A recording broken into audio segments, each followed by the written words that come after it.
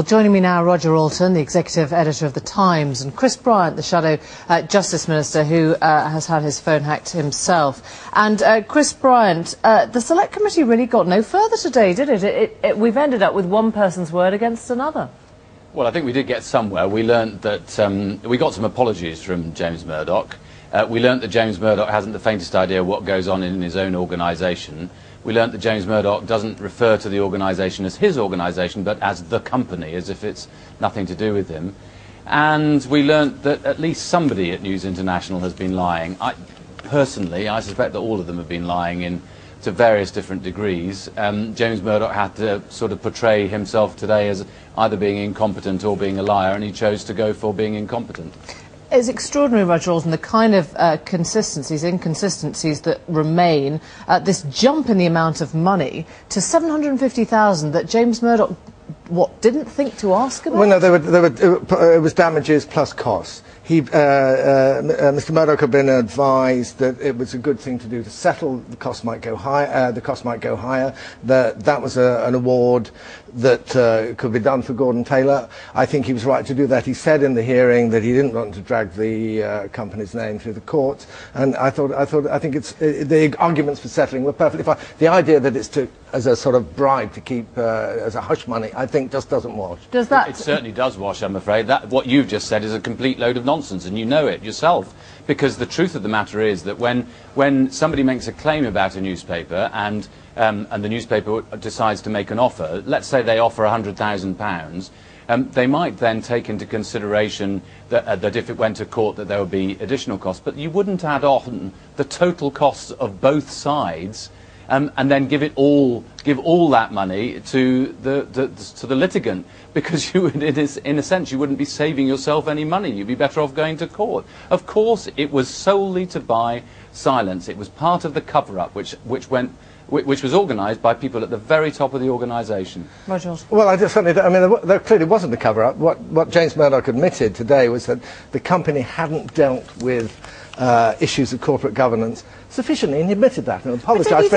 No, he didn't. He said... No, can I just finish for a second? He had two things to do today. One, to deal with the questions of his own personal integrity, which I really believe he did, and the other was to deal with questions around how News International run itself, and he admitted a lot of things had gone wrong. There was a culture within the company of keeping stuff from the boss, and there was a culture within the company of becoming too aggressive. Not only keeping stuff from the boss, but of a boss not even asking, not even checking, not even being curious about the Gordon Taylor payment? Well, he said himself he should have been more curious. He admitted that. He didn't say that. 3 years ago. I'm sorry, that is completely untrue. That is exactly what he didn't say. He said that there was no problem with governance in the organisation. It was a matter of transparency. Well, I'm saying there's a problem with governance. And he used a whole load of language today, which was just, management speak for trying to avoid responsibility. This was his organisation, his employees. He never asked proper questions. And if I was a shareholder or if I were a shareholder in B Sky B or in News Corp, I'd be saying, frankly, this man doesn't know what's going on under his fingertips. Well, you have to accept one of the two. Either he does know and he's not saying it, or else he really doesn't have a clue how his company's run. I mean, how does that make you feel as a News International executive? Well, I think he has run the company very well. I think it's an extremely good company,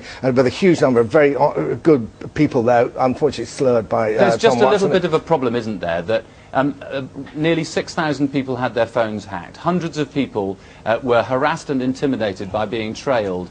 Members of the government, members of all political parties, members of the royal family. The Metropolitan Police were corrupted. Individual police officers were bribed for information. All of this done by an organisation which you think is extremely well run. Chris no, Bryant, I didn't. Sorry.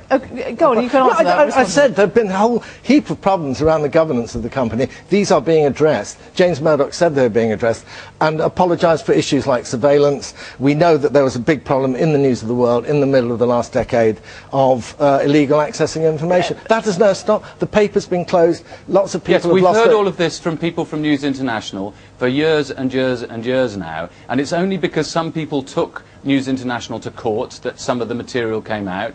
It's only because the Guardian mounted an investigation which was, vigorously and aggressively poo-pooed by the News of the World, and then the Independent. Let me just ask you, on the main subject, the central issue, which the Select Committee kept going at today, which was that email that Crone and Myler both say James Murdoch knew about. He denies. We are no further on, are we? I think it's inconceivable, to be honest, that he wouldn't have known about it, because there's no rationale for paying the £750,000, or for that matter for the deal with Max Clifford, which I believe to be more than £750,000. There's no rationale for that other than to keep out of the public domain the fact that there wasn't just one rogue reporter, and that it was actually endemic at the newspaper, and that was the argument that James Murdoch himself, Rupert Murdoch, Rebecca Brooks, and he denies, Andy Coulson all relied on. That. But isn't a sign of the frustration that Parliament is now feeling in general expressed